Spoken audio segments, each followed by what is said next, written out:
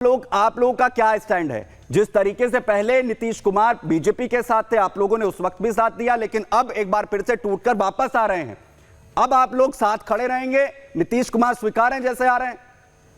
नहीं, देखिए, दो बातें स्पष्ट है, बिहार फर्स्ट और बिहारी फर्स्ट, जिसके लिए लोक जनशक्ति पार्टी कल भी पूरी तरह से प्राणपन थी और आज भी प्राणपन है।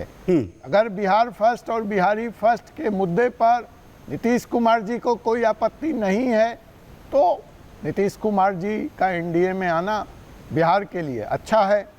अगर हमने जो सवाल उठाया था कि आने वाले चुनाव में जो मैनिफेस्टो होगा वह एनडीए का मैनिफेस्टो होगा, न कि नीतीश कुमार जी की पार्टी का मैनिफेस्टो होगा, अगर वह बात स्वीकार है नीतीश जी को और ऐसा लग रहा है कि ऐसा उन सब चीज़ों पे उन्होंने विचार कर लिया है तो वो वापस आ रहे हैं। तो इसमें दिक्कत क्या है? जो सबसे अच्छी बात हुई है कि आप नीतीश कुमार जैसा बड़ा नेता, कोई उनके लिए, देखिए, मुख्यमंत्री का पद अब मायने नहीं रखता, वो जहाँ पहुंच चुके हैं, जितने दिन वो मुख्यमंत्री रहे, केंद्र में मंत्री रहे, पूरे विश्व में जाने वाले नेता हैं।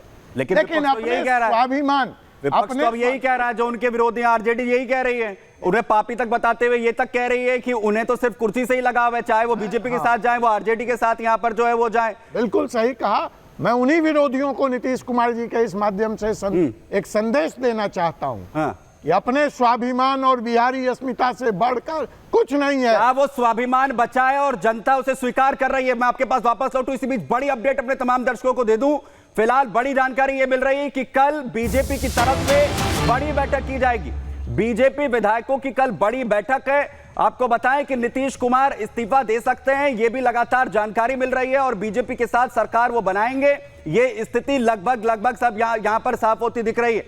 कल बीजेपी की बड़ी बैठक होगी। कल सुबह बीजेपी की तरफ से यह बैठक यहां पर की जानी है और जानकारी यह है कि पूरी तरह से जो स्थिति है वो साफ यहां पर हो चुकी है कि आखिर मुख्यमंत्री पद जो है वो क्या नीतीश कुमार के पास रहेगा और डिप्टी सीएम यहां पर को आखिर जो है क्या बीजेपी के एक बार फिर से यहां पर बनेंगे। लेकिन क्या जीतन राम मांझी अहम रोल में यहां पर हो सकते हैं? आखिर किस तरीके से समीकरण यहां पर बनते हुए नजर आ रहे हैं? दरअसल लालू तेजस्वी सरकार हर हाल में बनाना चाहते हैं, किसी भी स्थिति से इस मौके को अपने हाथ से नहीं जाना देना चाहते हैं लालू यादव। बड़ी पार्टी के तौर पर राज्यपाल से वो बुलावे की मांग यहां पर कर रहे हैं, क्योंकि सबसे ज्यादा विधायक बिहार में जो है इस वक्त आरजेडी के हैं। किंग मेकर की तरह मांझी जो है वो सामने आ सकते हैं, जैसा कहा जा रहा है कि आरजेडी की तरफ से ऑफर उन्हें दिया गया है। फिलहाल 4 एमएलए वाली पार्टी के सीएम पद का ऑफर जो है वो मांझी को यहां पर दिया जा रहा है अंदर खाने आरजेडी की तरफ से, जिसके जरिए अपनी सरकार बचाने की कोशिश यहां पर आरजेडी करेगी। अपनी सरकार बनाने की कोशिश यहां पर जो है वो लालू प्रसाद करते हुए नजर आ रहे हैं। मांझी को इंडी में लाने में दरअसल राहुल गांधी भी लगे हुए हैं।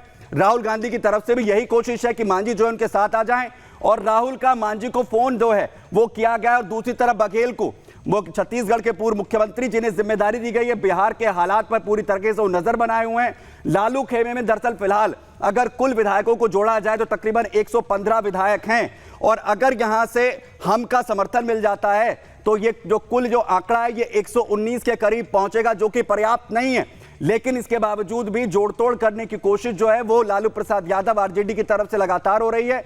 और सबसे बड़ी बात यह कि अगर हम यहां पर साथ आती है और उसके साथ ही जोड़तोड़ करने में आरजेडी कामयाब रहती है तो सरकार बन सकती है। लेकिन दूसरी तरफ बीजेपी और जेडीयू की सरकार यहां पर बनने में किसी भी तरीके की रुकावट नहीं है।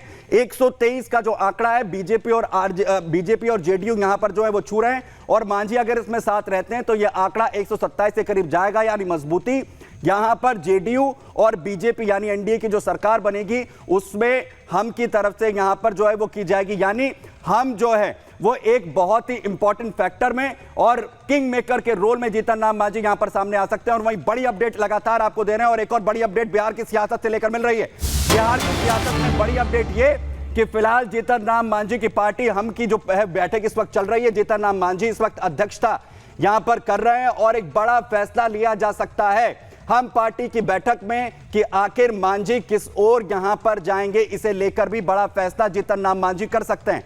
आरजेडी हालांकि लगातार जीतन राम मांझी इससे इनकार कर रहे हैं। उनके बेटी की तरफ से साफ तौर पर, जो कि राष्ट्रीय अध्यक्ष है, उन्होंने इनकार किया कि उनके पास ऐसा कोई भी ऑफर नहीं आया है। और सबसे बड़ी बात यह कि क्या इस तरीके के अगर हालात यहां पर जो है वो बनते हैं तो आखिर किस तरीके से पूरे सूरत हाल यहां पर जो है बनते हुए नजर आएंगे। मैं जाऊं इस पूरे हालात को लेकर, हम पार्टी की पूरी जो है कॉन्फ़िगरेशन को लेकर मैं सबसे अब फखरुल हसन साहब आपके पास जो है वो आना चाहता हूं। आखिर समाजवादी पार्टी, क्योंकि मसला सिर्फ बिहार का नहीं है, मसला अब INDIA का हो गया है। वो जो सवारने लगे थे पूरी की पूरी विपक्ष की जो नैया पार लगाने में जो है वो जुटे थे, वो तो साइड हो गए और अब समाजवादी पार्टी की तरफ से जो ऑफर कांग्रेस को दिया गया है उसमें जानकारी यह है कि उन्हें तो स्वीकार ही नहीं है, वो तो बड़े नाराज हो गए आपसे। तो रास्ता तय कर रहे हैं आप भी?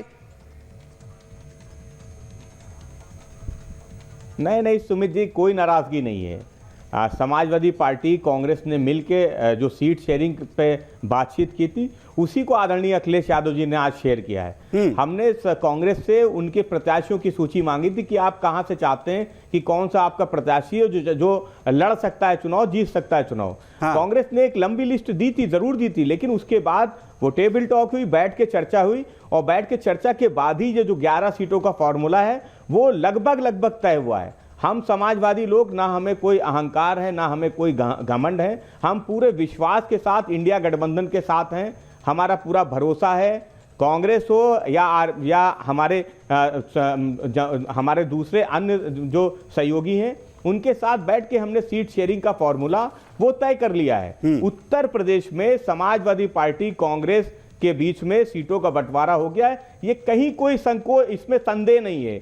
उत्तर प्रदेश देश का सबसे बड़ा प्रदेश है, उत्तर प्रदेश से ही दिल्ली का रास्ता जाता है, ये भी सब जानते हैं। बिहार से रास्ता नहीं जाता है दिल्ली का। तो उत्तर प्रदेश का जो आज संदेश है, जो आदरणीय अखिलेश यादव जी और इंडिया गठबंधन ने दिया है, वो बिहार को भी मजबूती देगा, वो बंगाल को भी मजबूती देगा, वो पंजाब और दिल्ली को भी मजबूती देगा। मजबूती इतनी कमजोर नजर आ रही है कि जो बंगाल में हुआ, जो पंजाब में हुआ, जो बिहार में हो रहा है और वही उत्तर प्रदेश के अंदर दिख रहा है, ऐसा होता हुआ दिखता हुआ कम से कम यहां पर जो है वो नजर आ रहा है। वरुण जी, मैं आपके पास यहां पर आ रहा हूं क्योंकि समाजवादी पार्टी ने ऑफर कर दिया, हमें यह कहा जा रहा है अंदर खाने की कांग्रेस को तो स्वीकार ही नहीं है। 11 ही सीटें, इतनी मजबूती है उत्तर प्रदेश के अंदर कांग्रेस पार्टी की कि 11 सीटें लड़ेगी 80 में से। देखिए, अभी कांग्रेस पार्टी का या किसी का प्रश्न नहीं है। इंडिया अलायंस जो यूपी, बिहार, उस हिंदी बेल्ट में जो है, देखिए कई जैसे राजस्थान है, मध्य प्रदेश, छत्तीसगढ़ में कांग्रेस मजबूत है, यूपी में अखिलेश यादव की पार्टी मजबूत है। तो उस हिसाब से आपस में जितना भी डिस्कशन होगा उस हिसाब से सीटें लड़ाई जाएंगी। जहां तक आप नीतीश कुमार का प्रश्न कर रहे हो, आज नीतीश कुमार के चले जाने से बिहार के बाहर इम्पैक्ट नहीं पड़ेगा, बिहार में इम्पैक्ट पड़ेगा तो बाकी जो हमारे इंडिया अलायंस के पार्टनर है वो उसको देख लेंगे। और देखिए, उन्हें तो संयोजक बना रहे थे, भारतीय जनता पार्टी वरुण जी, जोड़ने वाले तो वही हैं, एक पटल पर तो वही लेकर आए, वही सबसे ज्यादा सबसे बड़े चेहरे के तौर पर प्रोजेक्ट किए जा रहे थे। तो जो सबको साथ पकड़ कर लाया वही सिरा अगर छूट जाए तो बिखरना तो तय है। वरुण जी, वाले इंडिया अलायंस को विशेष नुकसान होने वाला है। मेरी बात सुनिए, समझिए।